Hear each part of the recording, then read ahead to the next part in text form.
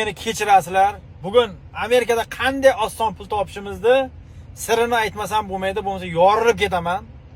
Qani videoni ko'rishda davom etamiz. Mana unga okean kelasizlar, ertalab. Odam kamligida kelish kerak, chunki bu yerda ham ko'p odamlar bu ishni o'rganib olgan. $1, $2 olasizda.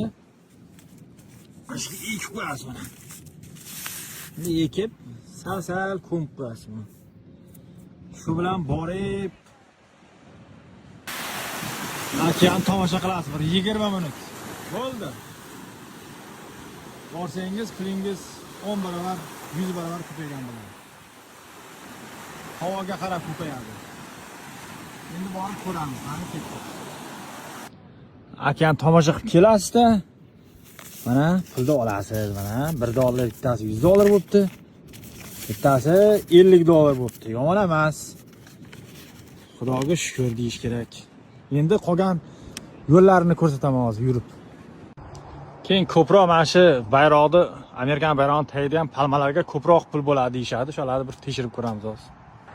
Agar zab zangor bo'lsa, tagida bo'lishi ehtimol mana. O $20. Bunisida esa $5. Gap yo'q mana. Xudoga shukr endi. Olaverdik. Mana pul parkiga keldik. Eden Gardens.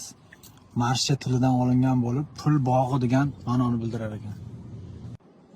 Mana ko'chalari. Mana pullar yotibdi yerlarda mana, qaranglar. Hamma yoq pul yig'ib olasiz, tamom. Olimlar. Mana bog'ga ham kirib keldik. Shunday chiroyli bog'ga bet, shu pulni, mana shular hammasi pul gulli daraxtlar. Mana bu juda katta mana.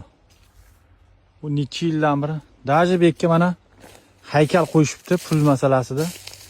Necha yildan odamlar kelib, narvoncha bilan kelib, yosh bolalar kelib, mana qo'lda $10 puli bor.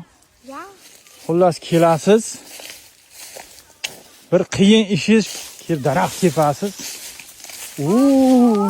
Alyosh, $1 olma bolam. O'qil $100, $20 da oldim. Bo'ptimi? $1 da ish ko'p, borib okeanga ekish kerak. Ana Amerikada mana shunday qilib $5 ham kerak emas bolam, olmaymiz. Xullas mana shu bog'da aylanib, mana pul ko'p, endi charchaydi odam. Ha, mana bolachalari ham bor ekan. Yosh bolaga pul nima kerak masalan? To'g'rimi Alyosh? Menga ber. Ha, men senga.